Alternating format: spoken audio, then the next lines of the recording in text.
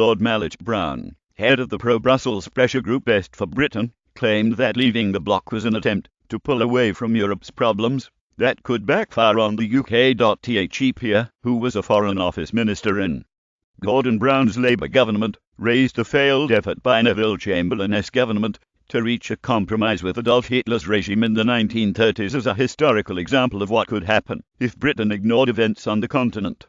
In an interview on BBC Radio, he said, "Britain's history as an island nation adjacent to mainland Europe is when we try to, sort of, pull away from Europe's problems and close ourselves off to them. They have a horrible habit of infecting us anyway." Appeasement. In the 1930s, you name it, for centuries Britain has ignored events on continental Europe at its peril.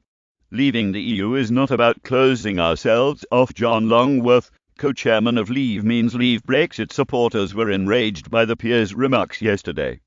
John Longworth, co-chairman of the Brexit-backing pressure group Leave Means Leave, said, "This really is a crass comparison.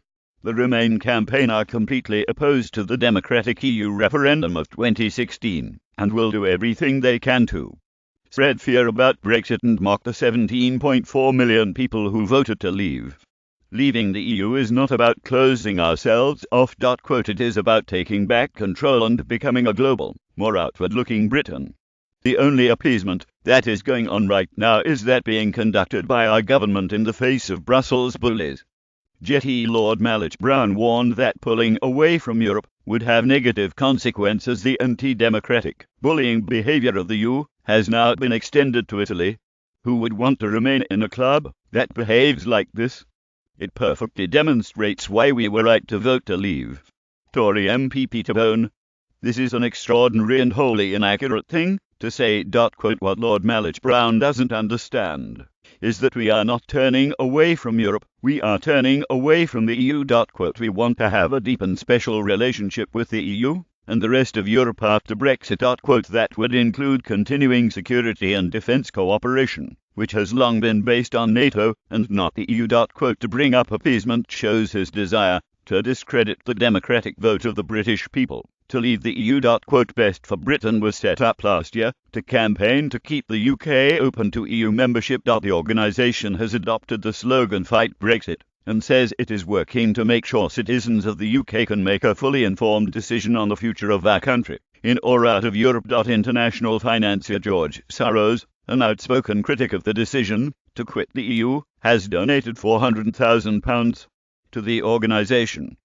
Earlier this week, the tycoon promised that Best for Britain will unveil its manifesto for a second EU referendum in the next few days. In a speech in Paris, 87-year-old Mr. Soros said, "Brexit is an immensely damaging process, harmful to both sides." Judge Soros said that plans for a new EU referendum would be unveiled in a matter of days. Admitted the EU was in an existential crisis after a string of problems.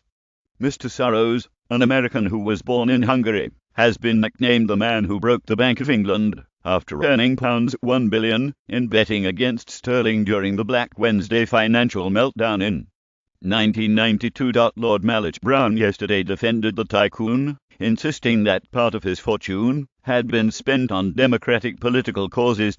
He broke the Bank of England as a financier because the British pound was overextended. It was incredible. He broke the pound, not the Bank of England, I should say, the peer said. He is someone who has devoted decades to an extraordinary global philanthropy which has fought for democracy and open values,